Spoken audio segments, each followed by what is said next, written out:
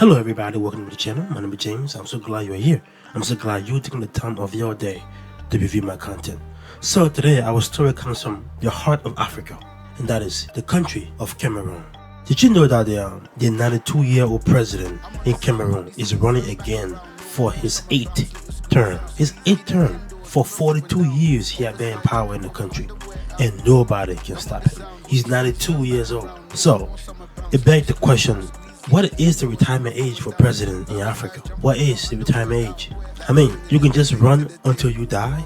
Is that the new limit? You run, you stay in power by any other means necessary until you pass. Paul Biya, the president of Cameroon, had been in power since 1982. He is one of the oldest serving leaders in the world. Now, this gone Sunday, he just confirmed that he's gonna be running for president again this year, October 2025. He's gonna be almost 100 by the end of his term, 100 years old, and the country is very young. So have such an old president, he doesn't want to give up the brass ring. He didn't want to stay in power until he passed away. Why are people so concerned about this? Obviously, he's 92 years old and he should be retired long time ago. People concerned about this. Why? Because number one is health issue. Frequent absences. Barely seen in public. Cameroon faces serious challenges with this guy in power. For 42 years, this guy have squeezed everything as possible just to get power. All his political rivals, some are in jail, some flee the country, some just forget about politics already because Paul Blair is there all the time. He's always trying to squeeze everything out at every election. For instance, in 2004, he won the presidency by 70.9% of the vote. He won 2008, 2004. He was also re-elected in 2011 by 78% of the vote. In 2018, he got 71.28% of the vote. Now, you will think that, hey, wow, people in Cameroon really love this guy. This guy is very lovable in his country, and of course they want to keep it in power because, hey, some people have this mentality that, oh, the older you are, I guess, the wiser you are and the more experience you have, which is true when it comes to experience. Doesn't mean like you're much wiser than anybody else. Maybe they feel comfortable, they feel relaxed with this old guy in power, even though the country is having some economic stagnation. Nothing is happening in the country, and the country is still poor, very poor, and he been in power for almost 42 years. So obviously the people are not too fond. There is something wrong with that electoral percentage, with that voting with that voting election. There's something wrong with it, because there's no way you can be a politician and be in power for almost 42 years and still having 80% of the vote. Something is wrong somewhere. Let's take a look at this video. Speculation that he would not run. He's had frequent health problems and spends much of his time abroad. In a post on social media, Biya promised the best is yet to come. The best is yet to come. What is to come? Your deathbed? Is that yet to come? You're gonna be 100 years old at the end of that term. You're trying to get this year, and as a president of the country, people are worried about your health. And you have spent a significant amount of time out of the country as the country head of state. So why don't you just give this up?